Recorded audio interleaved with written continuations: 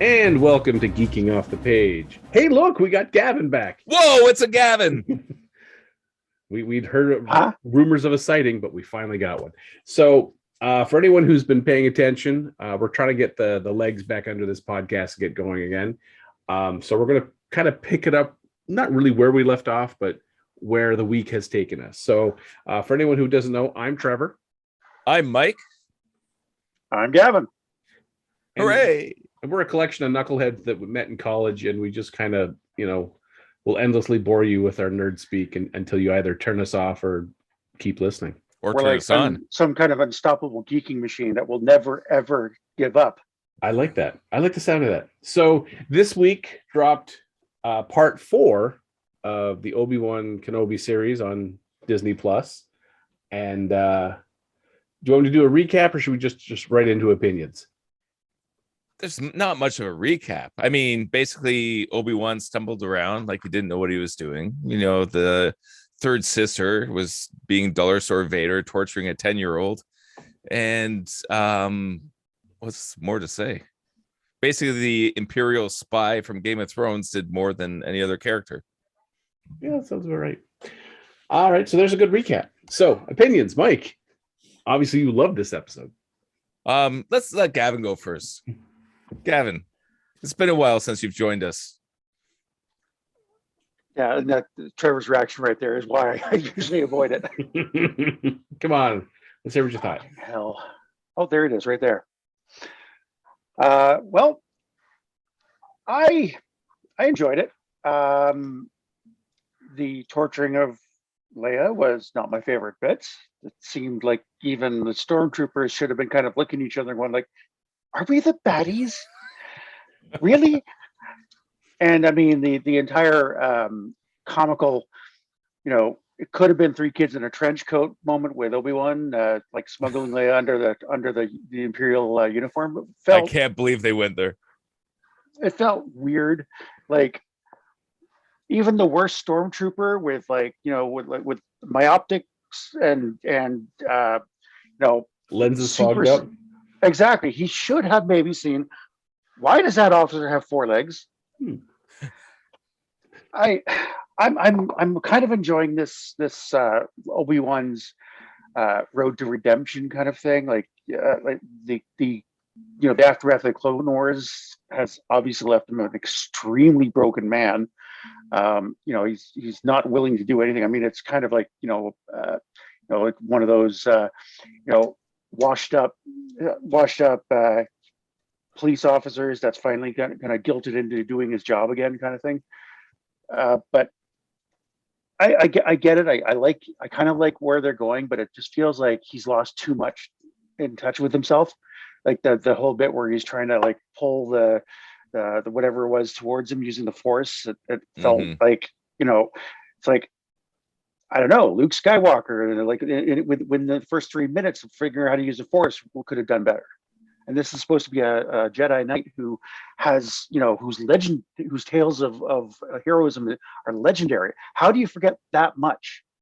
Have you guys played the game Star Wars: The Fallen Order? I have not. No, I haven't played it, but I've seen a fair amount of it.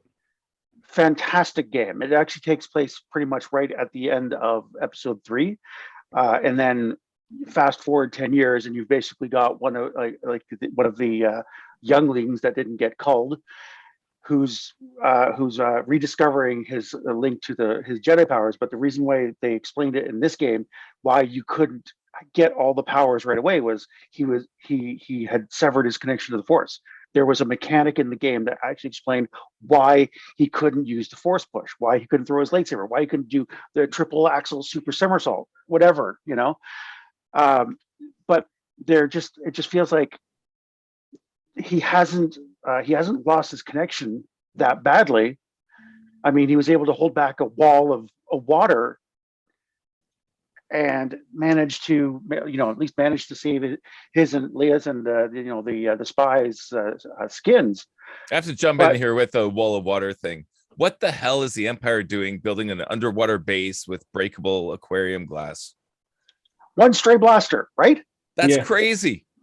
I mean, the how many? Death Star has windows. I'm guessing if you hit it with a pebble, it wouldn't break and implode the Death Star. You'd hope. One of the sci-fi tropes that seems to be going in sort of the more harder science fiction. Obviously, Star Wars is science fiction with a fantasy sort of bent to it. So there's a little bit of a stretch of reality in there, but the really hardcore stuff. If you had a gun in a space station or on a moon station or something like that, and you shot the window out, they're not designed for standard firearms. Like a bullet would just explode the window out, and all the air would just get sucked right out. You'd think the Empire, with its expertise in building underwater bases, would build something that could withstand at least one blaster. You're assuming the Empire built this base, though. I would assume so. It's Inquisitors. You would the think thing is, it's nowhere has it said this was built specifically for the Inquisitors. It's just they have taken over this base on this planet and it has become their home base. But there nowhere has it said this was built for the Inquisitors by the Empire. So it could have been. If you're going to give that breakable glass, that kind of plot armor, you better explain it to me. I just look at it as this was probably built by the cheapest contractor. Was probably not meant to go underwater initially, but they're like, it's got to go somewhere. So, they don't have the extra ray of level of shielding over the glass, and cheapest, lowest bidder, cheapest materials. They probably said, can we clean the windows? No, because the dirt's holding the windows together. So, imagine that was the plans for the Death Star. R2D2 comes, just break one of the windows. Or one of the officers is taking the stormtroopers on a tour and said, see this window here, absolutely unbreakable, and then he throws himself up against it like that guy from Toronto. Yeah. Like the stormtrooper that bumps his head on the door. Yeah, just accidentally bump. Well, it was probably a sign somewhere in the Death Star. There cannot be two toilets flushing simultaneously, because the Death Star will just go. Can't have that many ports open at once. So right in the exhaust port. Yeah. So Mike, your feelings of this episode. This one, basically I tapped out on this one. The first episode I thought was slow, but had potential. Second one got a little goofy with the cyberpunk. Third one started making the weird logic leaps. Obi Wan started acting stupid. The Obi Wan Darth Vader fight was cool until Darth Vader was stopped by some flames that he had just put out a couple shots before. Doesn't make sense. He has his chance to get Obi Wan, and he's stopped by fire. And the girl from Game of Thrones, she is from Game of Thrones, right? That's the same actress. Okay. And then this one, there was nothing. Like every episode had something redeemable that I enjoyed. This one, I don't think there was a single redeemable thing in this one for me. When Obi-Wan did the jump scare on the stormtroopers, that was kind of cool, but it was like, no, it's not very honorable Jedi like. I don't like the way Obi-Wan's stumbling around like Luke Skywalker from Last Jedi. It's I could see him milking walruses. And it seems like it's third sister versus Game of Thrones girl. It's all that blue milk. It builds the bones. Yeah. That's the body good. And then the torture scene of Princess Leia was just so ridiculous that, like, first of all, the third sister, I don't like her acting to begin with. But to see her torturing a 10-year-old to get information, like, why would the 10-year-old even have information? Doesn't make any sense to begin with. So already the premise is dumb. When she starts to torture the 10-year-old, it's like, someone's here to talk to you. I can't wait. And she's getting all huffy. Like, what the hell? You're essentially a Sith, almost a dollar store Sith Lord. If you want to torture the kid, just torture the kid, but so many issues. I could go on, but we can go into the weeds later. What did you think, Trevor? I think this episode was plagued with just lazy writing. And it's weird because this had an extra writer, dude. It just felt like there was some lazy writing that. So there was a couple little things like the whole Leia torture. It would have been more effective if they had like some other guy already in the torture thing. They kind of like chain Leia to a post and like, watch me torture this guy because you'll be next. And then you don't even have to show the torture. You just hear him like the blood curdling screams and the horror on Leia's face to realize, and then she's realizing it's me next in there. But what are they even torturing her for? Well, it's just the whole reason she was kidnapped is to lure out Obi Wan. Yeah, like there's no need to torture and the thing a is 10-year-old. That could be like the whole thing when she's torturing this other guy. She could be like, I'm getting the information, the path. You're here because your anguish is going to call to Obi Wan. See, okay, that makes sense because that was the whole point. So her whole purpose in the story is like she's the MacGuffin to draw out Obi Wan. Exactly, and I think that's again lazy writing. They missed it. Like they just we just gotta get through this episode. For me, the only redeeming point this whole episode was the trophy room of captured Jedi. That was kind of neat. Seeing all the different Jedi, including some younglings that they had captured, and I mean, because we don't know if they're dead or in some sort of storage. I'm guessing they're dead because I don't think the Inquisitors are for them, dead or alive is like an unnecessary option. They're he happy did say it was a tomb. Yeah, so that was another funny thing. He's walking through because I rewatched that part. Leia's essentially getting tortured. He's like, and Obi-Wan's going to save her, and he's just too busy. He's taking the nickel to her. He's strolling down the gallery. Like, what the hell, Obi-Wan? Let's stop and peruse. Yeah. Is that Budar Batachat? Yeah, I swear, that's Budar Batachat. So yeah, that was there was just and then that whole thing in the end where don't worry, like when the third sister Vader's got her the chokehold, and he's you can tell he's just ready to and get her. And she's like, well, I put a tracker on him, and it was just like, of course you put a tracker on her because lazy writing. And then when the little droid kind of boop, and then the eye goes right, I'm like, when Vader was about to choke her, my sons were so excited. It's like, is he gonna get rid of her? Yeah. But they didn't. They didn't. It's as I said, this episode was just like, it's almost like they finished the episode finished the writing episode 3 and they're like, let's jump on 5 because 5 is where some exciting shit happens. And then they got 5 done and then 6 done. They're like, oh shit, we gotta do 4. Just grab some post-it notes and we'll make a bridge of 4. Get us from 3 to 5 into 6, we're done. And that's what this episode felt like to me. It was half filler, half bridged from 3 to 5. They just needed to get through it as quick as possible. And it, again, just to me, it was just a whole ton of lazy ass writing. I thought it was funny that they did the Obi-Wan swimming again. Like from Phantom Menace. One of the goofiest part I thought in that movie, and it's like, hey, let's reintroduce that. Yeah, and I agree with Gavin's point. For a guy who was one of the greatest Jedi, it's not like he's severed his connection to the Force because he's been trying to call to Qui-Gon all this whole time for the last 10 years, trying to get Qui-Gon on the phone. Yep. So he hasn't completely severed himself from the Force. But this guy was trained from a very young age. It shouldn't take him that long to get back his connection to the Force. Even if he kind of shut most of it down, it shouldn't take that long to because Fallen Order, you have a Padawan who's trying to rediscover and then go past what he's learned. This guy's a fully trained Jedi master. Yeah.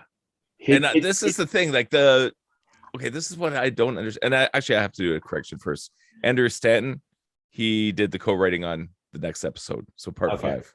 So he's not responsible for this. I'll throw that in there real quick. All right. So it's the same mistake, in my opinion, that they did with Boba Fett. Like in Boba Fett, you have a chance to do Star Wars, The Godfather meets John Wick. Like it's Boba Fett being Boba Fett. Well, not just Boba Fett. It's like Boba Fett doing Jabba the Hutt's job. Like that is a fun episode where he's the Godfather, but he's going around just taking people out like John Wick, right? Yeah. And bringing in all the old bounty hunters. That's a series that you can get behind. This one, like I want to see Obi-Wan in his prime doing cool Jedi stuff. And we could have 6 episodes of Obi-Wan versus Darth Vader. Who wouldn't want to see that? But we've seen a couple minutes of that, and then a whole bunch of extra dollar store crap. And it almost, if you're going to do that arc of Obi-Wan Vader, start out with, kind of like what they did with Anakin or Obi-Wan not knowing that Anakin's still alive. That was a good idea. Yeah. Fight. And as you get to the end of the, episode 6, Vader thinking he's killed Obi-Wan. And then that would make sense when A New Hope, and he's like, I sense a presence I haven't felt since. And then you can almost see since I killed him. Wait a second, I didn't kill him. If he's not dead, and then he does that big turn, and that's why he wants to face Obi-Wan, on his own. Now, I will say that if we do not get a Rocky-style training montage in the 5th episode of Obi-Wan doing like push-ups and lifting coins and. Well, they have already abandoned the whole John Williams music, so they really could go Eye of the Tiger and just. Oh yeah, just get Survivor to do like a techno version. So yeah, this episode really it did disappoint me, and it disappointed in ways that it was just like, again, the writing. I mean, they presented such a strong idea from the start with Obi-Wan's kind of like a broken man. He's suffering from PTSD, and then they don't carry it through. And then, they have this whole thing. Let's torture a 10-year-old for information she probably won't have anyway. Right. And don't forget the 3 Ewoks in a trench coat. Yeah. And this, oh my God. But that was the most ridiculous thing. That went full Spy Kids at that point. Yeah. Now, if she had even said, I don't know anything, and she could just say, I'm not torturing you for information I know you don't have. I'm torturing you so that you draw Obi-Wan here. Which is what Darth Vader did to Han Solo. Exactly. He didn't even ask me anything. Yeah. And if she had just said that, it would have made sense why you strapped Leia in and you're going to, put the nails to her. But it just... My biggest gripe with her is that she's just so one-dimensional. I know there's a lot of comments on Twitter, and they're basically... They were getting some rather racially charged, but the problem I think with her is there's just no faucet to her. It's just all anger. Yes, I am angry, but it's not even believable. And again, I don't think that actress should have ever been cast for the role. And there's a lot of fail safes that should have been done in production, like the casting should have realized, no, this isn't right. The director should have said, you know what, that take wasn't good. Let's try and do this better. The producers should have been, maybe we need to recast. It's not working out. But so I don't put it on the actress at all. Like the actress is there doing her best job. Yeah, I look. I mean, she's had a couple of roles in other stuff, and I've seen her. I saw her in Queen's Gambit, and she was stellar in that role. I think this is just a case of, as I said, lazy writing. I mean, I discussed this last time of trying to write Star Wars with only having watched the movies. It gives you that very narrow box to play in. You've got to look at the source material that inspired Star Wars. And that gives you, that enhances the writing and then gives the actors something more to play with. But if it's narrow, you're angry Inquisitor role, and that's all you're given, and all your lines are like that. You don't have a whole lot of room to wiggle. Yeah, because if you've only watched the movie, it's basically how do you say the word, simulacrum of what it was. Like it's a copy of, and you're not going to get it. But if you're referencing the source material and understanding the intent, then you can continue the story forward. Because, exactly. It's just a parody at this point. I look at the Inquisitors kind of like, in feudal Japan, when a warlord would, smash another warlord's army. He may recruit some of the samurai that he was, that his forces were fighting against because they were skilled warriors. But then he may take a couple and say, I'm not adopting you formally into this house. You're not my samurai, but you're not going to be Ronin either. You're going to be basically my assassins. So they don't get the privilege and the honor of being samurai under this new warlord, but they still have to work for him. Or they choose to work for him, and he it's not like he wants them because they're tainted. So that's why I look at the Inquisitors. They're like tainted Jedi, that they'll never be true Sith. They're not Jedi anymore, but they're useful for as long as he has them. And that would be so interesting if you look at how many hours we've watched already. If you could explain that and sell that idea, It'd be so interesting. Now, okay, go ahead, Gav. Go ahead. I will have to say, the Star Wars: The Fallen Order game, there was a point in the game where they introduced the Inquisitors, at least one, if my memory serves correct. Mm-hmm. And as I'm watching Obi Wan, I'm seeing them pull out the crazy sickle shaped, not sickle shaped, like the round curved guard on the lightsaber, going like, where have I seen that before? Oh shit, that's the exact same style as the Fallen Order. So they are drawing it with some very nice consistency from that time period. Those the Inquisitors in Star Wars Rebels had some of them had the half and the others had the full circle, and the lightsaber come out and they could use that to mechanically spin the blade at like insane speeds. They could even actually use that as a form of propulsion, like they could do a Jedi leap and then use that to slow their descent. I don't know how, but shit happens. That's the Sonic Tails maneuver. Exactly, the butt copter. So there was I had posted a thing to our Facebook page. I don't know if you guys read it. Someone on Reddit had posted, I want a Lando Calrissian TV series. You guys read this one? I didn't read that. Yeah. Yes, so in each episode starts with Billy D. Williams playing cards in some dive cantina with some of the finest scum and villainy for telling us a story. And then it does a flashback and it's Donald Glover as Lando in that story. And as young Lando enacting the story, occasionally it's interrupted by people at the table saying it didn't go that way, or Billy's embellishing. And Billy D. Williams is the narrator throughout the episode. This is what the Disney Plus and everyone over at Disney should be doing. Shit like that.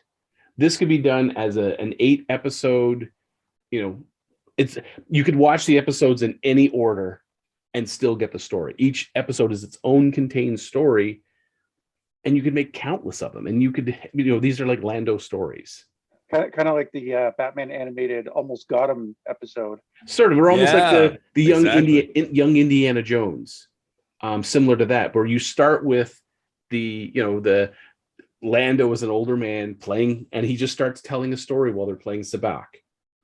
And then you cut to flashbacks, and you get Donald Glover as Lando doing his various adventures. And so we could see how he, the path he got to getting Bespin, or how he got the Millennium Falcon, stuff like that.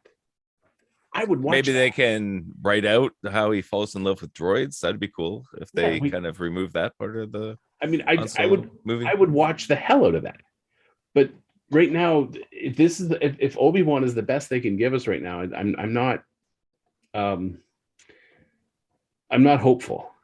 I'm really not. Yeah, because I don't see how they can save it in 2 episodes at this point. Maybe they're long episodes. I don't know. Let's give it the benefit of the doubt, at least. Yeah, I'll all watch right. it. For Gavin's sake, I'll be a little optimistic and give it the benefit of the doubt. I mean, at least it's not like the Mandalorian, part 2.5. Second half was not the direction I'd go with. But Mandalorian episodes were great. See, I personally would have felt that ditching Leia at the end of episode 3,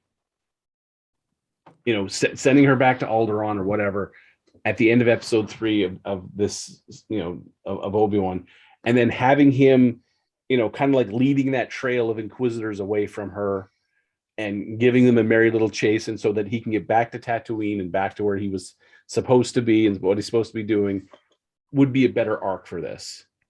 We follow him, but it's just they keep dragging her up, and it's like she has no memory of it. Just my father fought with you in the Clone Wars.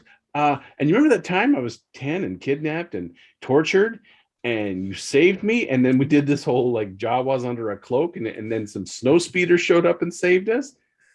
Snow speeders on okay. What the hell? Well, is there precedent for that? Yeah, go back to Empire Strikes Back. We're having trouble adjusting the T-47s to the cold. They're not meant to be snow speeders. They just were used as. They're just, ships. So we know them as snow speeders because of Empire Strikes Back. But they even said there's a line in the movie where they talked about they couldn't send them out at night because they were having trouble adapting them to the cold. So yeah. Okay. Oh, You save that one. Man is currently playing the complete Star Wars saga Mm-hmm. on Xbox, and just turns to me every once in a while. Wait, You mean that Fett one? a clone? Yeah, that one. Oh, for Xbox, but still, I don't have that nice of an edition. But It came with it came with a. Where is he? Where is he? Oh, 1 second. I'll grab him. It came with Luke with blue milk. nice. Yeah, it's actually a blue milk container. I did try to get that one, but when I was ordering it, that version was sold out. Oh, I ordered it the very first day. They said, "Hey, it's available." Ordered like within minutes. She's really finding out and learning all about Star Wars. Yeah, I wish I had more time to play the game because I'm like a third of the way into A New Hope and it is hilarious. And the there's cutscenes are fantastic. So much lore they like just shoehorned into that thing. So yeah. So is Lego Star Wars video game better than Obi Wan? Yes. So far, without a doubt, yes. Like just it's great. So I'm gonna jump here. So Disney Plus released their latest Marvel offering as Gavin goes blurry. Miss Marvel, which is basically it's going to be a 6-episode, 8-episode, however many episodes. This is going to be a lead into the Marvels, which is coming out next year in 2023, and it follows the adventures of Kamala Khan, Miss Marvel. And this is the 7th television series that Marvel has put out, or Disney has put out for the Marvel Cinematic Universe, and it follows her adventures as she gains her powers. So they released the first episode called Generation Y. Why indeed. Anyone want to jump in? I didn't watch it. Don't really have any interest in it unless you guys watched it and said it's the best thing ever. So let's hear what you guys have to say. Do you want to take it, Gavin, or you want me to start? Sure, I'll take it. I read the original comic, at least first 3 or 4 issues, as I go blurry again, and I quite enjoyed it. I quite enjoyed the taking essentially an unknown character and turning her into something that has a much greater presence in the Marvel universe. Okay, so you enjoyed the comics? I did. The fact that she calls her powers when she throws a fist at someone, she calls it embiggening, a la Simpsons. I thought that was quite enjoyable. Biggins us all. But I know there was a lot of commentary about the how they changed her powers in the TV series. I thought it actually kind of looked cool just from the trailer, because otherwise it's kind of Mr. Fantastic. I thought the whole energy beam things looked neat, but that's actually part of. I think there's 2 reasons why they changed powers as it stands right now.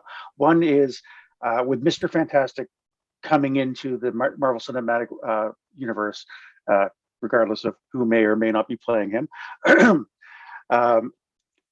And basically her powers basically being virtually identical in the comics. I think they wanted to make her stand out a bit more, but they have her own self. But also, I think there was just too much backstory to try and explain the the Inhumans and the Terrigen Mists, all that stuff. I mean, first of all, from what I understand, Agents of S.H.I.E.L.D. is no longer canon simply because it's now considered Marvel Legends. So whatever happens in there doesn't necessarily mean it happened in the Marvel Cinematic Universe. So unless you watched Agents of S.H.I.E.L.D., and let's just say if you were to start now, it's a hell of a long slog to get to that bit where they start explaining the Terrigen Mists. And this also assumes that maybe you saw the Inhumans with Anson Mount as the TV show, which let's just say most people probably it's better you did not. So I think giving her her own set, like a new kind of power, makes more sense rather than having to try to dredge up this entire thing that happened at Agents of Shield, or even worse, the entire history in the comics themselves. Whereas Magic Bracelet, well, Good enough. that makes sense. Is that how she gets the powers? Magic bracelet? Yeah, basically. It looks to be like a junk cosplay bracelet that her grandmother had shipped over from India. And when she finally manages to open and it claps down, it suddenly extends in length and then starts to it runs power up one arm and then down the other. And then her eyes kind of light up a bit. And it's kind of like she can extend her body, but it's done with energy. So she can make like a giant hand to catch stuff and stuff like that. So the power is basically the same in spirit, if not in appearance. As for the characters, I mean, Kamala Khan, she was beautifully played by what's her name? Iman. Yeah, Iman Vellani. Yeah, she played exactly what a teenager who is effectively given a somewhat of a restrictive kind of lifestyle by her parents, And is a nerd. And is a nerd, trying to be as nerdy as she can be within the confines of basically what she is allowed to do and not do. The writing was punchy. Her best friend, the guy, kind of reminded me a little bit of a Tom Holland lookalike. Bruno. We don't talk Bruno. about it. But just overall, it felt snappy. It felt fast paced, or at least the pace was fast enough that you weren't kind of bogging down on details. And what I think was possibly one of the most one of the saddest moments I've ever witnessed in Marvel Cinematic history. The disappointment in her father's face. Yes. So I'll explain it for our viewers and listeners and Michael. So there's a scene where she wants to go to Avengers Con. It's the first of its kind. And her parents obviously won't let her go. But then they're like, you can go, but dressed as the Hulk. And her dad is dressed up in the same outfit, and he has applied green paint all over his face and stuff. And they're all excited. This is a great idea. And she's like, no, you'll just embarrass me. And the look of hurt on her dad's face, that actor, I mean, kudos to him, just his eyes and and just the way that his face just slowly went slack. You were just like, man, it's just like you kicked a puppy. How dare you? That's great. Like I said, the saddest scene in Marvel Cinematic history. But just all in all, I quite enjoyed it. I'm actually looking forward to seeing more. And to be honest, I think one of the things that, while yes, it is absolutely not for everyone. It's not aimed at white males between the ages of 18 to 65, for sure. Well, if you guys liked it, maybe it is. But the thing is it gives that representation that I think the Marvel Cinematic Universe needs. Is like there is literally Indian girls who are absolute nerds but have no representation on screen. Like this is like Kamala Khan is literally what they want to be. So I'm going to jump in here with some thing that came to me. So yeah, just like you said, I've been seeing there's been a lot of backlash. I know like the show was IMDb review bombed by, I'm going to say it right now, I know it's stereotyping, a bunch of dickless neckbeards hiding in their parents' basement, hiding behind a keyboard, because this isn't the hero for them, so they're all pissed. And I'm going to say it bluntly, fuck you. Because this isn't the hero for you. Because not every hero has to be, like the strong-jawed, blonde hair, blue-eyed, strong muscle guy that you read about in the comic books. Because not every person is the same.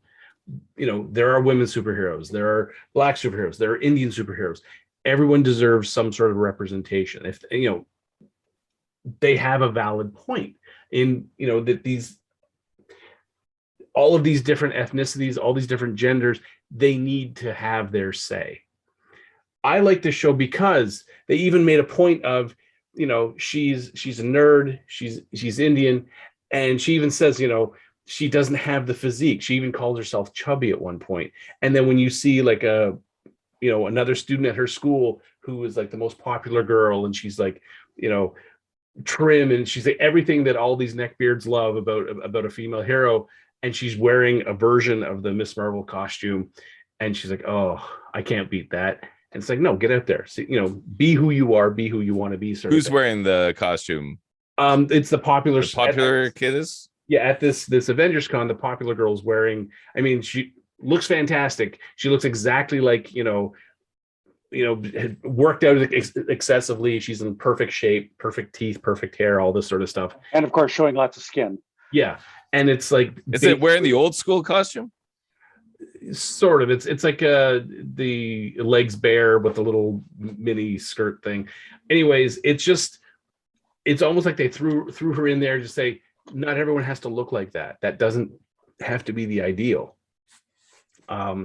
This show, and the other thing is, because she's nerdy and an aspiring comic book artist, they do a lot of Scotty Pilgrim, or even Diary of a Wimpy Kid, that they will have like hand-drawn elements will show up on the screen, like Pow and Zip, or and she'll have these elaborate plans, and it's all like drawn out in a sketchbook of how, she's going to go here and this is going to happen and this, and then it turns and she's drawn it on a chalkboard to try to explain her plan to her friend, and he's just like, no, that's not going to work. That's not going to happen like that. But she has all these plans, and they do it very visually. They don't just have her sitting there, blah, blah, blah, blah, blah, blah, blah. And we just like, okay, she's there talking. We're looking at her talking.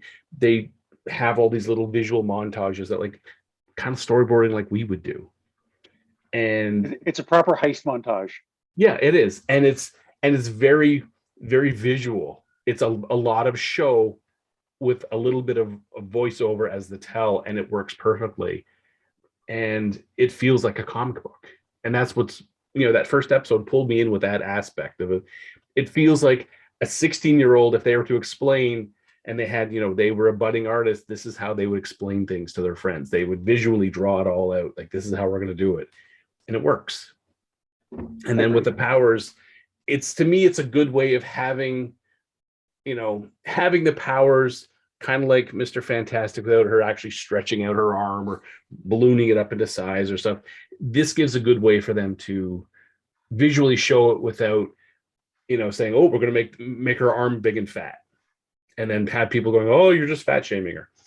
It's the energy. So that's fine. It works. And again, as Gavin put it, now we don't have to delve into 30 plus years of Marvel lore to get to the whole thing. Oh, it's the Terrigen Mist thing, and that's how she's now that's why she has powers, and like her parents don't, sort of thing. And that is also a lot to try and shoehorn into, what it was, 30, 35 minutes. Yeah, it was a very short episode. And I like the fact that they didn't, like, neighborhoods in New York City. You'll have a neighborhood that is just one ethnicity. Like, from one end of the block to the other, it's one ethnicity. You can walk down blocks where everyone there is everyone there is Indian. Like, there's not a single white person around. You'll walk through like Italian neighborhoods. Everyone is first, second, or third generation Italian. These neighborhoods exist in New York City. So to see that there's like there's an Indian neighborhood is not out of the realm of possibility, because you can go to New York City and find those. You can go to Chinatown, where the only white people there are tourists, honestly, or people who are there to buy rice cheap because it's cheaper there than anywhere else in town, sort of. They don't live there. They're just, Gavin, you live in Vancouver. There is a Chinatown in Vancouver, a very, very well-established one. But when I've read some of the stuff that people are typing about this show, and I'm just like, get the fuck out of your parents' basement. Stop hiding behind a keyboard. Go experience life. Shave off the neck beard. And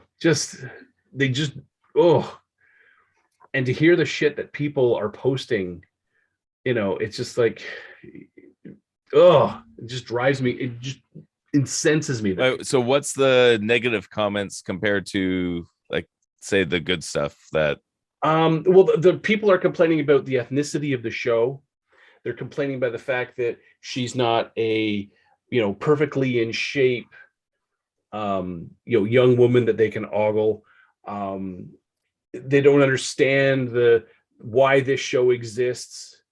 Stuff like that, but they don't say it in any sort of nice term. Like they use Marvel's being too woke. Yeah, they're just the most hateful language they can pick because they're trying to. It's a bunch of trolls looking for a reaction. Yeah, I mean, you're always going to get that kind of stuff on the internet. Yeah, I mean, I'll say for myself, the reason I wasn't really interested in the show is because there's so much Marvel stuff that I want to see. That next wave, the stuff that came out, I think it was around 2010. Mm-hmm. The Marvel comics were doing this big diversity push, which is fine. Do what you want to do. I wasn't interested in any of that stuff, but there's so many stories that could be told that haven't been tapped yet, that like there's so many old school stuff I would love to see. Like, I mean, even a Spider-Man, I would love to see a Spider-Man TV series where it doesn't have to be big Avengers scale end of the world scenario, just a Spider-Man doing his thing. Friendly neighborhood Spider. I want to see him doing the neighborhood stuff. Right. And that would be like, I understand why they can't do that as a movie, because it's getting to the point where everything has to be gigantic blockbuster explosion. You need 3 Spider-Man in one movie to, get your $1 billion. I understand that. That's the way the theater game's going. But for television, you can do the small scale stories. So I would love to do, or I'd love to see a John Romita style Spider-Man story, or the old Ditko stuff, where it is small scale. It's high school. It's, a guy living out of his apartment, with like small scale villains. Like I want to see that. So when they're basically doing all this new stuff, it's like we haven't even seen the old stuff yet. The old stuff is what I want to see in film or in television. Now, quick question: did either of you guys see the New Mutants film? I did not. No, I did not. It didn't sound all that appealing. You really didn't miss anything. It was, again, they have a great shining opportunity, and they're like, "How can we shit on this? What's the best way to coat this in shit?" It honestly, that's what it felt like. It was however long it was, just them doing their damnedest to shit on a golden idea. Something like the New Mutants, or the expanded X-Men team. I would love to see on Disney Plus, almost like the one-off shorts, but make a whole series of them. Like they just pick like Cannonball, whole episode all about Cannonball, out in Arkansas discovering his power, and then you could end it with the wheelchair rolling up. You don't even have to see Xavier's face saying, "I think we have a place for you." How good would X-Men Disney Plus show be? Yeah. X-Men is a perfect vehicle for that, because you have a whole cast of characters. You can have independent stories. You can have team up stories. You can have the season finale where it's this gigantic epic thing. Yeah, but that'd be phenomenal. You could have and the best X-Men is soap opera, so that's perfect. You could do a 26 episode season. If you wanted to cut them to 15 minutes or 22 minutes, make them nice and short, and each episode is about a character, or maybe 1 or 2 characters kind of meeting up, and then when your season finale is all of them arriving at the school, saying, various cabs are pulling up, or the bus pulls up, and they're all getting out, and there's Xavier's mansion, and the gates open. Right. So the season finale is like the Avengers event, right? So you introduce all the characters, they all come together, and then you get second season. To me, everybody's Disney excited. Plus is the perfect vehicle for something like that, where you can take an enormous cast of characters, give them their little introductions that we don't have to do in a giant film, and shoot them in. I look at Miss Marvel as their kind of attempt at that, because they've got the Marvels coming up. But I just feel like, in a way that, as you're saying, if this is something that they could, how specific, they're trying to grab the most current comic book stuff right now and throw it at the wall and see how much of it is going to stick. But I mean, Marvel has such a large history. Pull some of that. Yeah, and some of the stuff is some of the greatest storytelling ever told. And the fact that they just acquired Fox, they've got the X-Men, and everyone's like, well, how are they going to get how are they going to shoehorn the X-Men into the MCU? This would be the way to do it. Mm-hmm. Little like the Hail to the King one-off that they did for Trevor Slattery in prison. It wasn't long. It told a full story. And it actually saved all the writing stuff that I hated from Iron Man 3. So they could do stuff like that and just introduce us to, the New Mutants, introduce us to various X-Men. And then so when you make an X-Men film, people can go onto Disney Plus and watch the little one-offs and get a little bit more backstory on some of these characters they're about to see. They could do the same thing with, they could do the same thing with the Marvels, but instead they're grabbing Kamala Khan and expanding, which I don't mind. But I just feel like Disney Plus, all that they're squandering an opportunity. Hey, here's a question for you guys. A few podcasts back, we ranked all the Disney Plus shows. Where would you guys place Miss Marvel in that hierarchy? Like, where does it land? Right now, it's too soon. We're only one episode in. Well, so far, with what you've seen, based on first episodes, I would say I would put Ms. Marvel in the upper half. Yeah, okay, so top 50%. Yeah, I would agree. Depending on where this goes, it could rise, it could stay in the middle, or it could fall. But right now, it's above the 50%. If you take all the first episodes of all the different of the 8 shows, 7 shows, 6 other shows that have come so far, this is probably, in my mind, there's 3 shows above it and 3 shows below it, and it's sitting in the middle for first episodes. Okay. Where do you think it's worth me watching it? I think so. Give the first episode a shot. That's what I want to say. Give it a shot. I'm not going to force my opinion on you, but I'm just going to say give the first episode a shot. If it makes you interested enough to see the second episode, great. If it doesn't, well, yeah. Because I do like Scott Pilgrim, and you can definitely see they're pulling a lot of that definitely vibe. a lot of roots of Scott Pilgrim in it for sure.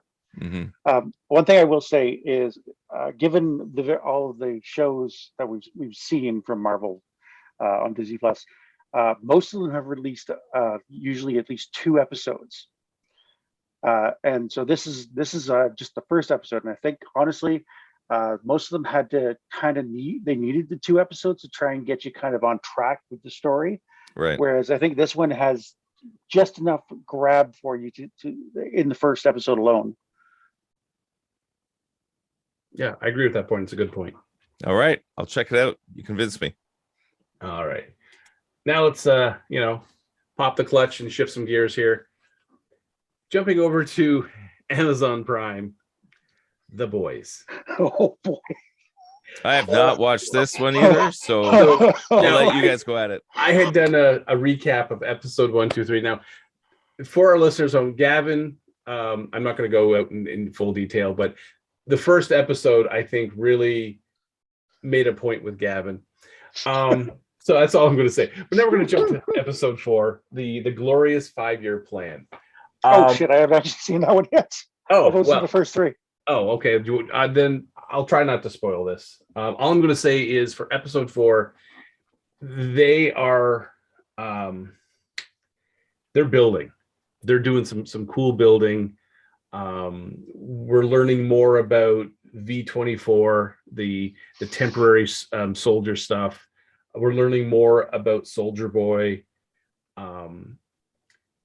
It's things are coming to a definite peak, and the fact that it's already been picked up for season 4, and we're only just past the halfway mark of season 3, and season 4 has already been announced. That thumbs up for that. So I was thrilled to hear that. So I'm gonna have to wait until Gavin sees episode 4 before I spoil it, because there's a lot that goes on. It's a great episode. I as Trevor said, I watched the first 3 episodes yesterday, and having watched the first 2 seasons, I thought I was prepared for what I was going to see. I think I uttered about 5 or 6 what the fucks within the first 15 minutes. That termite hero, or termite super. Yeah, it'll make you cringe. It'll make you cringe, folks. I've seen explosives shoved up, the invisible guy's ass and exploded. That made me go, what the fuck? But this one was a series of what the fucks in rapid fire within the first 15 minutes. Doesn't it make you want to watch the show now, Mike? Now you want to know why all those. I'll have to binge. Yeah. Yeah, it's not for kids. I'll just put that there. I will say this is a fun. I looked at it, this was very similar to oh god, I just lost the name of it in my head. But anyway, this is superheroes from an adult point of view. So not the I'm reading the comic book, this is so cool. And you punch someone and they make that cardboard cutout shape of them as they fly through a wall. This is more like no, physics are real. Forces of gravity, force, inertia, all that shit's real. And yeah, when you super strong and you punch someone, shit happens. And it's so that's why I kind of enjoy watching this show. And they do say, oh, what's the boundary? Is this the line? This is how far we can go? Yeah, we're taking a couple of steps past that because we can. And they do. And they get away with that. I think they do a bit of a running jump past that line. It's not just like a couple of steps over. They wind back up like 30 feet and then just sprint. Well, it's like they're like, hey, we know we're not on network television. We don't have censors. So why hold back? So yeah, it's fun. So since I can't talk much more about the boys there, we're going to shift gears again. So Hulu has released the Orville New Horizons, which is season 3, basically. I've personally have only seen the first episode because I just haven't had time to watch episode 2. How about you guys? How many episodes are you in? There's only 2 have been released so far. Yeah, I've only seen the first one. I've seen both. Now, I saw it with my wife. Now, my wife and I really enjoyed the first 2 seasons of the Orville. There was a lot of humor. It was like Star Trek, not afraid to take the piss out of Star Trek and make fun of itself. The first episode of season 3, I know she did not like because all the humor and joy had been sucked out of it. All of it. Who didn't like? My wife. She did not like the first episode because she even said at one point, if this was the joke of the episode, I can't remember what the moment was. She's like, this is horrible. It's like she turned to me and said, if I wanted to watch a serious episode of Star Trek, I would have had you load up a serious episode of Star Trek. You watch the Orville for that irreverence, for the playful interaction of characters, and I understand why this episode needed to be dark, why this episode needed to be humorless because of the subject matter, but I can also see where she's racism and suicide. Come on. Yeah. So I mean, all great topics, of course. Oh, lovely topics. But it makes me worried. As I said, I haven't seen episode 2, so I don't know if they're going to go back to that little bit more of a humor driven. But if they don't, I know that Mary's probably going to be completely uninterested in continuing. She doesn't like Star Trek? No. Well, since as I have seen the second episode, I'm not going to spoil anything for you, but the humor is starting to come back. It is another somewhat serious episode, but there's some good moments of levity. The funny thing about the Orville that I'm really starting to appreciate is there was an interview with Seth MacFarlane that kind of put it very succinctly as to how it's evolved. Is this is the first TV series that he's allowed the characters to actually evolve past their initial concept. So like first season, like even first half of the first season, you could see the Family Guy style jokes hitting, like, dick jokes, fart jokes. But then the humor started to evolve a bit. Things like the practical joke with Isaac walking in with the Mr. Potato Head bits, and then what's his name getting his leg cut off. Mm-hmm. Like I was dying laughing like watching that bit, like just because of how well it was played off. But as once you get into season two, the characters themselves were the source of humor rather than trying to force in or shoehorn in the dick jokes, and it made the characters more likable to me. They usually had the A plot and the B plot, and that one episode where the B plot was Bortus and Clyden were basically turning into chain smokers. That was incredible, like just incredibly well played. And I think part of it is because Bortus is one of the more levity intensive characters. He didn't do a lot in the first episode, but he does play a bit of a bigger role in the second episode. So there is more, and the other characters themselves, they do a bit more jokes in it. So I think you're gonna, like, first episode had to start off serious, but I think it's gonna get better for sure. All right, I'll let her know. I know that by the time we finished the first episode, the look on her face, I was like, oh, I don't know if I can, how much she's going to stick around for this season if it continues on in this ultra. And for me, I like the fact it went serious, because sort of like what Gavin was saying, where first season it was that sort of silly parody humor, but it was able to keep the vibe right. And that's one thing I think is so interesting with this series, because obviously Seth MacFarlane has a love for the original Star Trek, and when you're doing a parody of something, the best parody works when you really understand the subject matter. So you could see that he had a love for the original material. Because he's doing a parody of Star Trek, he can kind of get away with everything, but it has gotten to a point where it's kind of evolved past that. And I do think it's the best Star Trek that's been out in like 2 decades. There's a joy to it. The feeling of like the crew feels like a family. The look of the ships, the look of the bridge, everything has that feeling like an optimistic future that we're not getting in Picard. That's for sure. Well, it takes the next generation kind of feel, but also gives it a little shinier coat to it. Yeah, it's like a modern effects, which is hilarious that it's essentially a parody show. So the parody show is doing better than the actual franchise that it's doing a spoof on. Yeah. And I did like that they're taking a little bit more seriously, because it's so good. Everything's well done. The characters are great. The actors are great. The writing is phenomenal. So I think they can level up and start tackling the more serious subject matter. And essentially, we're getting a Star Trek series that I've been wanting for like 20 years. So I'm really enjoying this, and I'm looking forward to the second episode.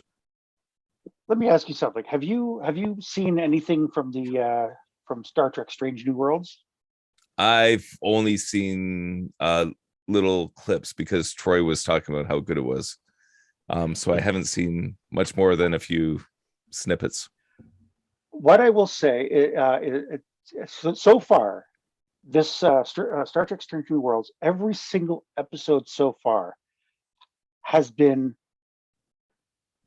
pretty damn strong. And I mean, for first season Next Generation, okay, took till second or even third season to really get legs. Discovery, really, I say what you will, I enjoyed it for what it was, but to me the standout was actually when Captain Pike / Ensign Mount took command at the beginning of season 2. He was so striking as Captain Pike. They greenlit Strange New Worlds for him to jump over as a spinoff, and I have been so impressed with how Strange New Worlds has been done. It feels like return to form. Like Orville was a Star Trek I never knew I wanted, but now got. Star Trek Strange New Worlds is a Star Trek I didn't realize I was missing until I saw Star Trek Return to Form. And they're only like 6 episodes in? 6 episodes, yeah. Yes, five or six. But I've been watching it. Amanda has been enjoying it, and you know, eh, she's kind of picky about things.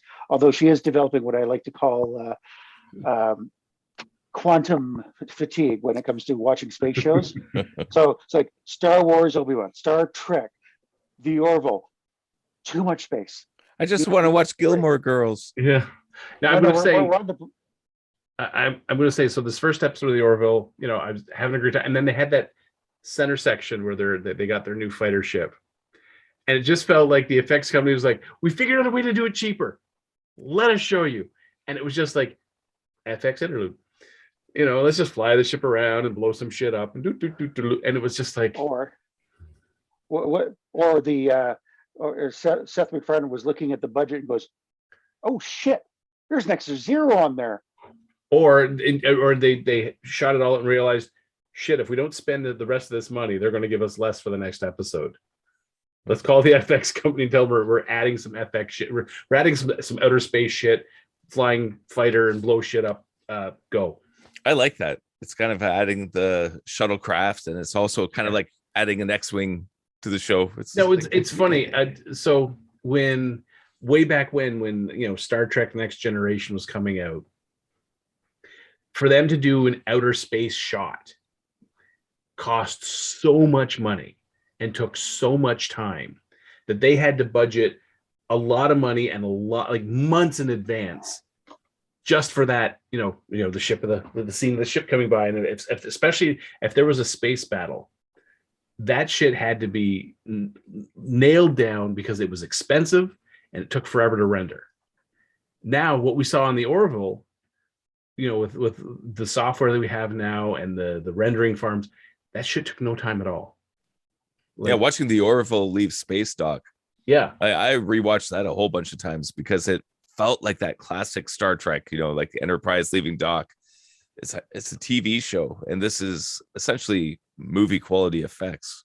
Yeah, and it was funny, like when we see a shot like that, like from the Next Generation, you're like, you can watch that shot and you're like, wow, you can hear the money flying out of someone's wallet every second that this is happening. But when you watch that shot, the Orville, you're like, yeah, they managed to pull it off on a pretty shoestring budget to get and it looks great. Yeah. And part of that is now because effects like this are getting cheaper and cheaper to produce and faster and easier to produce. I feel almost in a way they're starting to get a little overused because they're like, it's a good filler. It's something visual and they're like, ooh, look what we can do. And it pads some time for the runtime, but is it necessary? I mean, in this example, I thought it was, because it's kind of a relaunch of the show and it's a relaunch of the ship, and it does give it that classic Trek vibe. So in this case, I thought it was a good decision. It could be overused, like Star Trek. There were a couple things, like the whole thing where they were replacing like deflector arrays. A lot of that, they didn't need to be standing on the hull of the ship, and we need, the little thing comes in and pops it off and then flies. A lot of that was just like, we're padding time, and that's what it felt like. Hey, we can do some cool effects. We're going to pad some time. It was a little unnecessary, in my opinion. I do think Star Trek, or at least the producers behind all the various Star Trek shows, we're starting to feel a little bit of that, a little bit of a threat from the Orville, because the Orville had a lot of that sense of wonder. That you're coming to a brand new planet, you're going through like a gas cloud or gas giant, you're descending into the atmosphere, or the starship, space station porn, where you see that beautiful flyby shot of the ships and stuff like that. Like the Orville was really, really gripping that hard. And Strange New Worlds, and I know, I'm sorry, I keep going back to Strange New Worlds, but I think Strange New Worlds is really trying to cash in on that nostalgia that the Orville was bringing, because there are so many incredible money shots in Strange New Worlds that I'm like, okay, I'm hooked. I've got that sense of wonder. I want to learn more about this. Okay, I want your sales pitch for the Strange New Worlds. Does it do the classic stories like the original Trek, where it is stories about humanity, where they're meeting alien races and trying to explain what it's like to be human and doing all that classic Trek stuff, where it's kind of like soul searching in space and explaining humanity to aliens. Is it all that? Well, you described the first episode exactly, Nice. and it was one of those moments where I'm just watching and going, "Holy shit, this is Star Trek! This is exactly what I've been missing." Nice. I have a question. Do we have any Kirk style fighting? You know, Not the with big, no, karate double chop. axe handle fight, or the kick and slide in kick, or the chop. Is there any that? Please say there's some of that. there is a fight scene Mhm. where you hear da, da, da, da, da, da, Are- da, are- da. That's amazing. All right, but do they fight Kirk style with the chops? No, Oh, actually, much more realistically. well, can't have everything, I guess. See, they should Um, have like a combat coordinator. You just sort of like how they have the people who can speak Klingon and they can actually translate dialogue to actual Klingon. They need like a martial artist who knows classic Trek, Starfleet self-defense. That'd be amazing. The thing Chopping that your- clasp both hands together and swing together like they're swinging the sword, like swinging. And hope your knuckles last. now, when you're jumping for a jump kick, just jump with your legs straight out and move forward. The most effective way of hitting a person? The chop. Yeah. No, I can't stress this enough. Star Trek: Strange New Worlds feels like return to form. Anson Mount as Captain Pike is freaking amazing. I've his watched so hair many is- clips and trailers of him, and everything I've seen looks great. Oh, like every single character feels unique. The guy who plays Spock, he debuted in Discovery, and I wasn't quite sold on him for the first half of the first season, but he started to grow on me.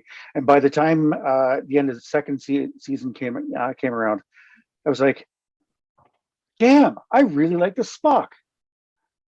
And he feels like Leonard Nimoy has been communing with him. Nice. The girl playing Uhura, Cadet Uhura, feels like real. They got this gruff Andorian who's basically a blind engineer, and he's incredible. Just every single character on there feels real. You know when you watch something and they're supposed to be friends, but there's no real chemistry between them. I saw a lot of that in Obi Wan Kenobi. Yeah, I know what you mean. You just don't buy the friendship. They've been friends for years. Strange New World, everything feels like they've known each other. Like if it's a genuine friendship, that feels like they've known each other for as long as it's implied. Nice. Like everything feels, the chemistry is just right. So Right. I mean, I'm sold. I'm gonna check it out. I can't sing the praises enough on it. Oh, and Anson Mount's hair as Captain Pike is its own character. Good to know. All right, so I'll give that a shot. Check it out. See what it's like. So let's see. Before we, recap and end off, sort of thing. I had posted some trailer stuff into our messenger account. And there was the new Black Adam trailer dropped where we could see more of Dwayne Johnson being Black Adam, which was kind of fun. Sandman. Mike, you want to take the lead on this one? I know you wanted to say some stuff about it. Okay, Sandman. There's a whole bunch of stuff I think looks really amazing. And a lot of stuff I think looks pretty crappy.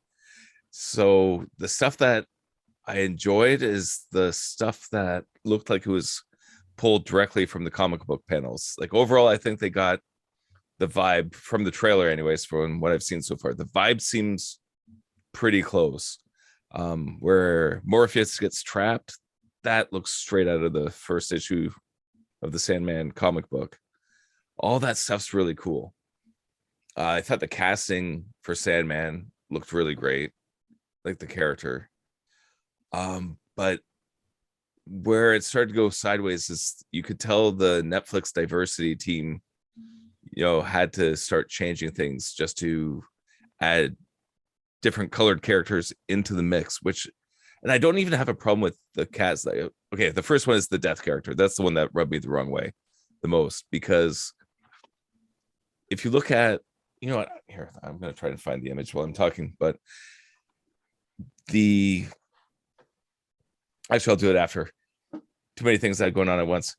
If you look at the way the Endless are supposed to be, it's basically a bunch of like goth emo kind of, white skin, black hair, except for Destruction and Delirium, which have the red hair. But it's a very specific look. And if, say, like the actress that they got to play Death, if that's the best actress for the role, I still think she should have that kabuki kind of makeup. In fact, all of them should. Like all the Endless that are the white skin, black hair in the comic books, do that for the character. I had a problem with that with Deadpool as well, with the Domino character. Like, I don't like it when they take a design and change it for the sake of diversity. So, if that actress is the best one to play the role, that's fine. But still, paint her skin white. It's fine with Gamora. Gamora, green skin. Nebula's blue skin. Just stick it to the character. If it's going to be makeup on them anyway, who cares? But I do have a problem with that. And then what's Sandman's partner's name, the weird elf dude, Lucian or something like that? The fact that was turned into a female dark skin elf when it's supposed to be like a white skin, old English looking dude elf guy. It just rubs me the wrong way. And in certain cases, like say with Samuel L. Jackson being Nick Fury, that doesn't bother me because they did it in the comics for a reason, and they were trying to update the story, and they were trying to figure out who's the coolest guy on the planet. Samuel L. Jackson. Yeah, Nick Fury. It worked. So there's times where you can do those kind of switches, and I can buy into it. But it rubs me the wrong way, and Netflix keeps trying to do that. Another problem I had is Morpheus's eyes. The black eyes. Like, I guess he didn't want to wear contact lenses, or they didn't want to do the effects to black them out. But I've seen other artists do the black eyes. Like the latest one was the Tom McDonald I saw in a rap video where he had the black contact lenses in, and immediately it looks like Dream. So I don't understand why they didn't do that. So anyways, from the trailer, it's very hit and miss. I'm afraid they're going to kind of take it off the rails and do their own thing with it. Like Netflix tends to do that, like He-Man. So I'm kind of skeptically curious to see how the whole thing plays out. It's like half the decisions I've seen, I think, are 100% accurate. Half are 100% the wrong way. And we'll just kind of see where the series lands. I don't know. What did you guys think of the trailer, if you've seen it? Gav, you want to? Well, I literally just watched it now, so I don't know a lot about the Sandman comic series. The art style would look very visually appealing, but I just never had a chance to actually sit down and read it front to back. But I do recall when it was announced, Neil Gaiman had said he was working with Netflix to bring it to the screen. So he would have had some input on the people being cast for the various roles. So my thought here is if he thinks that they're well casted for the role, I'm going to let his judgment sort of be my guide here, and just watch it for the sake of what I'm going to see on screen. So I don't have anything preconceived about it. except for seeing a few illustrations of the various characters. Although the Sandman character being the titular character, that looks like they cast him perfectly as it. But I'm just gonna walk in, just assume, just watch for the sake of watching, and if it's good, great. If it's bad, I'll be the first to tell you. So basically what I've got here is a bunch of cosplayers. It looks like it's cosplayers anyway, doing all of the Endless. And if they were able to keep the I guess the art design of the characters like this, There you should be able to I share would be now. very happy. All right, can you guys see that? I can. Yeah, so here, like, all the characters look correct as far as just the overall aesthetic, the designs, the color choices, skin color, hair color, even attitude of the characters. And this is one of those cases where the cosplayers seem to get the intent of the character right, like the overall feel, the aesthetic, where sometimes when it goes through the Hollywood process, they tend to lose that. And I don't quite understand why that is, but anyway, I love this image of the character. That's just why I collect like these photos of cosplayers doing their thing. Their thing, because they tend to get it right, especially when they're done really well. Yeah. So I was going to address. So I think the reason why they didn't do the black contacts for the Sandman character is I've spoken with actors. A lot of actors don't like obscuring contacts that they can basically like, because then they can't show eye direction. And for actors, it's basically their face is where they emote, and a lot of it is the eyes. And if the eyes are just basically blacked out, then it's hard for them to show some of that emotion, especially if it's the eyes are blacked out and then around the eyes have black makeup. It gets even harder to show, like, I'm looking here and I turn my eyes and look that direction to, so that when I turn my head, it kind of gives the audience the idea that I'm looking here and then I'm going to be turning to look there. But if my eyes are blacked out, you can't see my pupils turn. So well, I've seen like I was saying, that Tom McDonald did a video where his eyes are blacked out, but there's like a white, like where your black would be, there's like a white, not white, but it's slightly lighter where you can see that eye direction. Yeah, but it also could be the actor. I mean, some people react poorly to contacts. But then black it out in special effects. I mean, Deadpool did it right. We got a whole Deadpool movie with white eyes, like the eyes Batman should have had for the last 20 years. That's why I love Deadpool so much, because they actually got the aesthetic right, and it sold. Like, you don't need to see his eye direction, and the fact that they did the little CG, kind of around to give it the extra, motion movement. It worked, and you get the emotion, and it sold. So, like, I wish that people who do these superhero films in Hollywood would take those kind of risks and try and keep it as accurate as possible. Sorry, Gavin, what were you going to say? Have you guys seen anything from the Chilling Adventures of Sabrina? I have not. It's basically taking the Sabrina the Teenage Witch into kind of like a serious horror-ish kind of thing.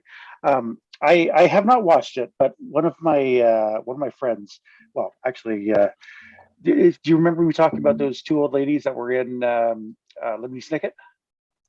Vaguely. One of them, because they're twins, they look identical. One of them played an elder witch in the Chilling Adventures of Sabrina, and to get her makeup stuff, she had to wear 2 sets of contacts. And she was already pretty blind as is without her glasses, so she literally had to have people like holding her hand to bring her onto set, and even cues to basically where she was supposed to look.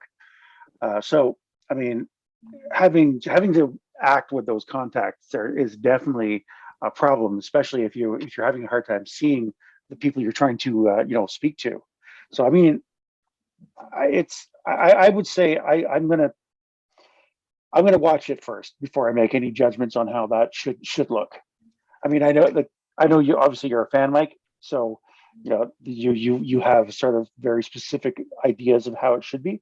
But since I don't, I'm kind of going into this with essentially fresh, brand new eyes for the Sandman. So, again, I'll let it. Your brand new eyes should be black contacts. Just saying. Yeah. There we go. Yeah, there we go. That's it. Go, just like that. So I'm going to touch on. So there was another trailer I'd posted called Troll, which is an upcoming movie coming to Netflix. It's Norwegian. So for people who, I'm going to just quickly jump back in time a little bit. So back in 2010, 2011, there was a film called Troll Hunter from Norway. And it's about this group of students who, it's like found footage style format. And they come across this gentleman who claims to be a troll hunter or a troll warden. And he claims that, the government is suppressing knowledge of trolls because the general public would freak out if they realized trolls were real. It's a fun film. It's a very fun film. And then on Netflix, or it was on YouTube, I saw a trailer for a movie called Troll coming to Netflix, which kind of seems to be the spiritual successor. And I really enjoyed the 2010/2011 Troll Hunter film. So when I saw this trailer, I immediately had to share it with the rest of the group, just because it, as again, spiritual successor. It's not the same crew, it's not the same director, not the same cast, but still has that feeling of what would life be like if some of the fantasy creatures that we always like, they're fantasy, they don't exist, were real, and we just weren't aware of them until it became too late. And the trailer for this film really is really well done. As I said, it instantly caught my attention.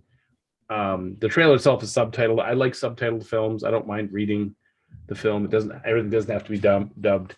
So it's just something for our viewers. If you're, maybe looking for something to watch, maybe give this a shot.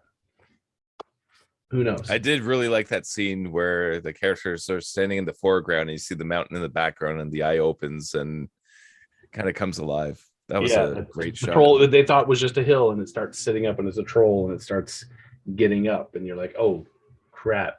Even though they have a helicopter, there's no time for that thing to spool up and get them out of there. They're dead. I think the thing that impressed me the most about that, and I think this is starting to become true with a lot of shows that we're seeing that rely on special, like CG special effects, is I didn't just watching it, I couldn't tell if it was going to be like special effects until they started moving. Even then, it didn't stand out like like the poor CG from the 90s and 2000s, like Captain Power style CG. It's as I've said, the technology is getting better. People are getting, and it's not just tiny little effects houses that can do some of these mind-blowing effects. Like I go on YouTube and I'll catch like fan film here or something, and there's some pretty good looking effects being done that is not costing millions and millions of dollars to do. And it's, to me, it's a trend of, as the hardware gets cheaper, the software gets more sophisticated, and the end user gets more sophisticated in their use of it, things are just going to start looking better and better as time goes on. And so like the holy grail of photorealistic effects is no longer as out of reach as it used to be. And I find that kind of exciting, because by the time my kids are my age, there's going to be such a seamless blend of effects in films and television and whatnot that is 100% indistinguishable. So like this whole, I know right now there's this whole thing of bringing back dead actors, doing like deep fakes of their faces, and then there's software that can mimic their voices to an unnatural degree. And we're going to see, I have no doubt that we're in 20 years, we're going to see Fred Astaire dancing again. And you're going to be like, is this lost footage? Because it looks just like Fred Astaire dancing. It's got all his moves. And you're like, no, that was either someone in a motion capture suit or some really sophisticated keyframing. But you don't forget Marvel's got now has the exclusive rights for Stan Lee for the next 20 years. Yeah, that too. I mean, actors and the states of actors are now selling rights to use likenesses, digital likenesses in film. And it's scary in some ways because it's like, oh, now we can make, this actor has died. We can still make the sequel. That's still possible. And like with I remember way back in the day with The Crow, that was the first time I really experienced that when Brandon Lee died during production. And they were able to finish it off. And then even like the Fast and Furious movie, when Paul Walker died, they were able to use like stand-ins, like a couple of his brothers and some face replacements and footage from old films to kind of stitch that together and try to make it work. But as the technology is getting better, it's like Val Kilmer's vocal performance in Top Gun was done digitally because with the throat cancer, his voice is unrecognizable and barely understandable. So they used, software and it learned his speech patterns and it learned the timbre of his voice and the cadence. And it's really hard to tell that it's not him speaking. Well, as I remember reading somewhere, it was him basically saying, "I'll be able to speak again in my own voice." Yeah, I'll be able to act with my own voice. So it's, and the thing is look how much footage of actors who have passed on that we have audio files of their voice, and as deepfake software gets better and better and better, like so stuff like from Rogue One, the digital Tarkin head.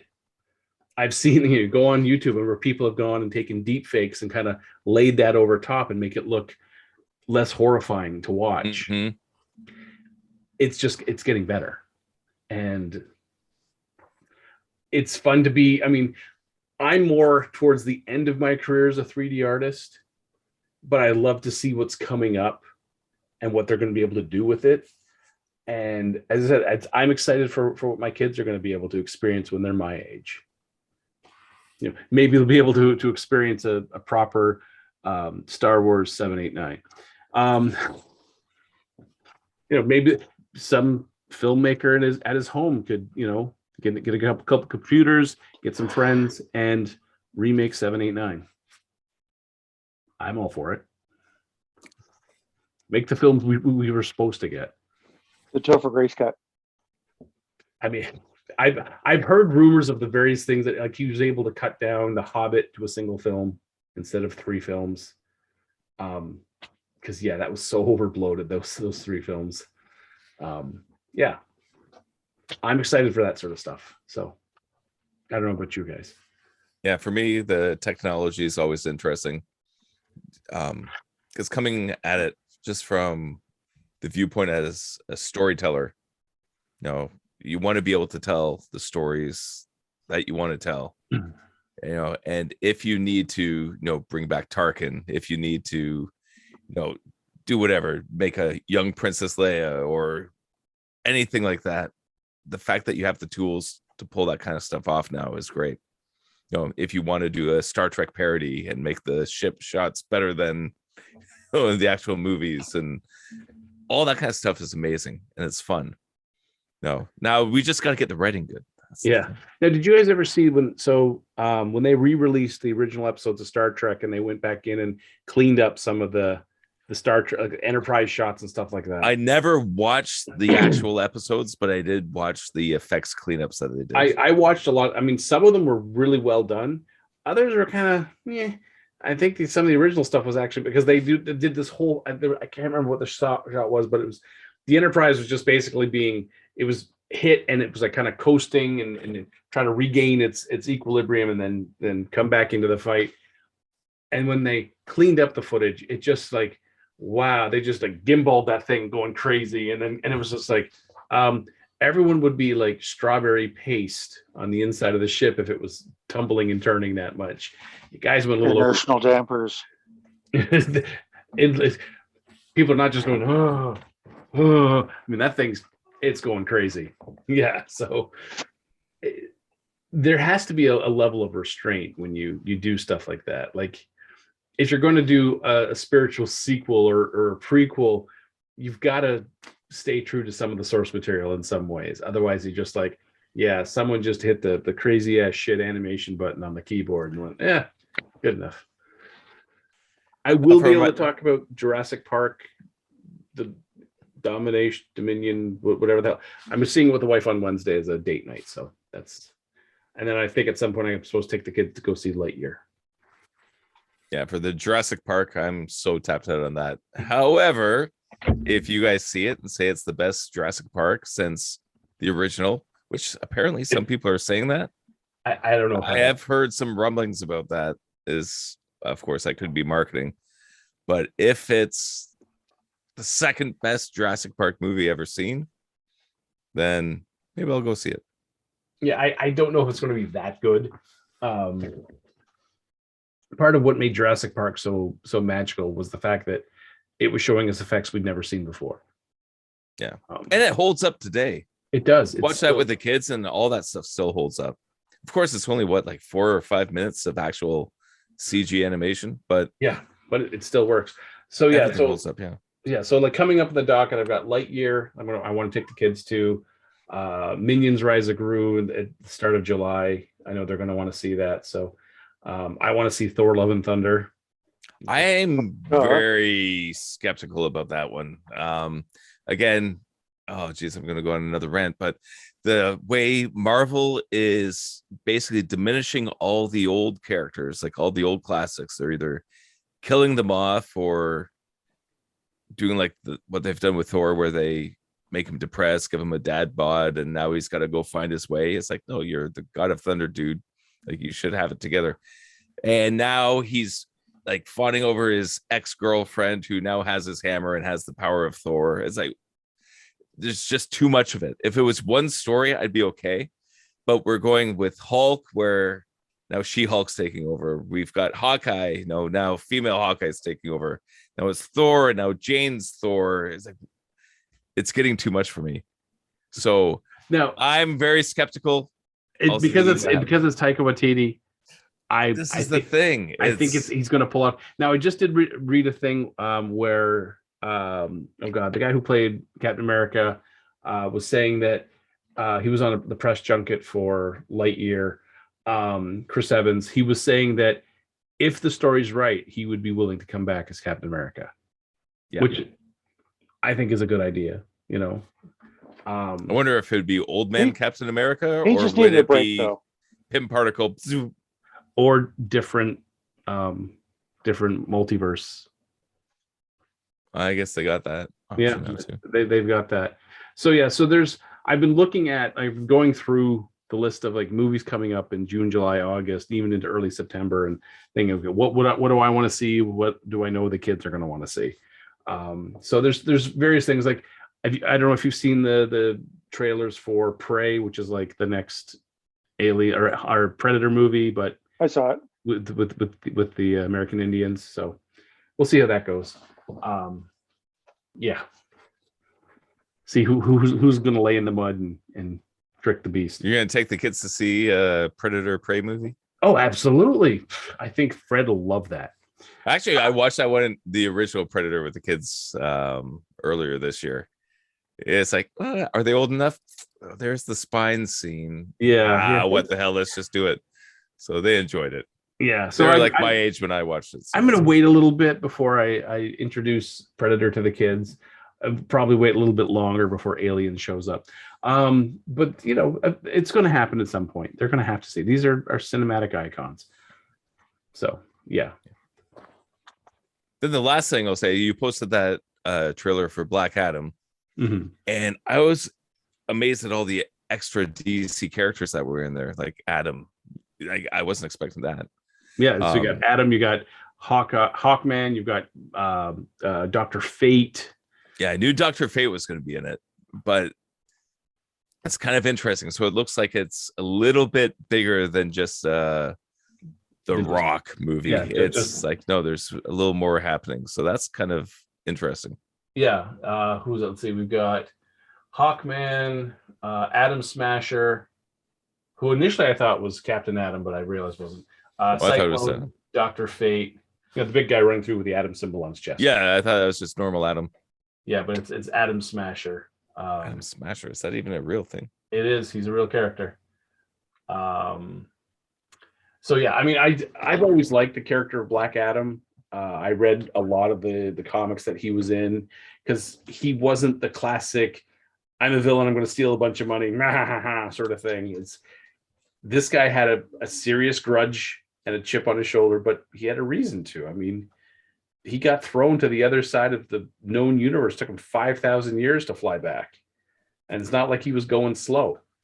So he got hurled quite a ways away. And by the time he got back, yeah, he was probably nurturing quite the grudge.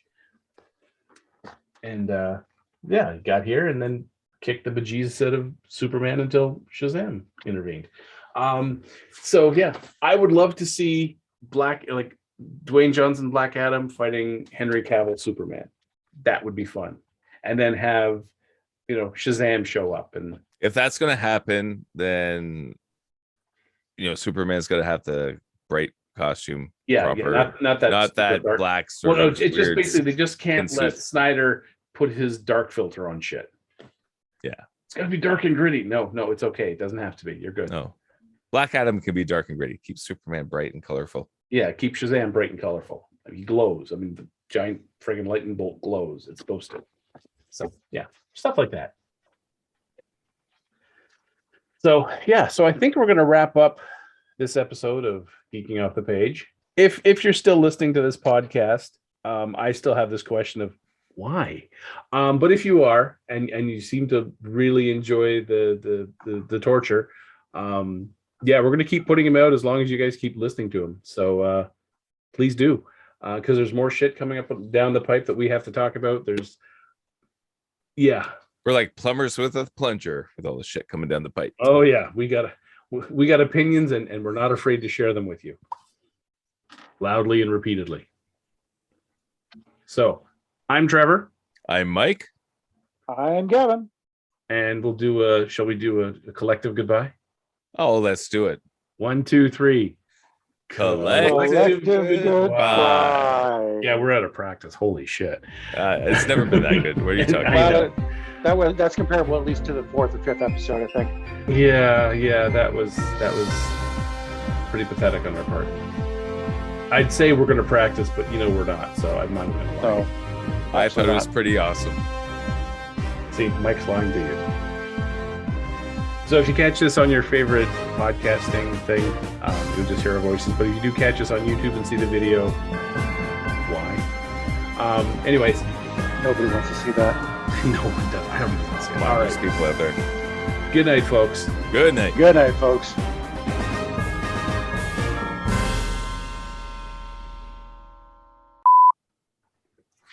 Let's see. So we're going to take a quick pause, flip over, and then get into other stuff that popped out this week, okay? Sounds good. All right, we'll be back in a couple of minutes or seconds. However this all works. The joy of editing. And through the magic of editing, we're back. Pause that thought for a second. We're about to get cut off. Commercial break. Boop. We'll be right back. Troy, do you have anything to say? Troy, can you hear me? We'll just add a bunch of Troys. Do you have something to say? And then he can cut those in. And so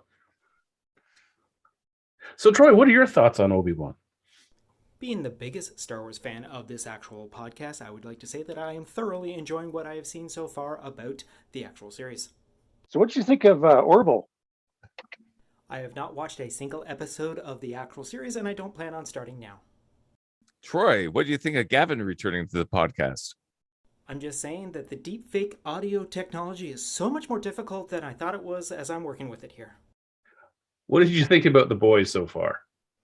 I love the fact that season 3 went from 0 to 100 in no time flat, and I can't wait to see the rest of the season. What about that scene, Troy?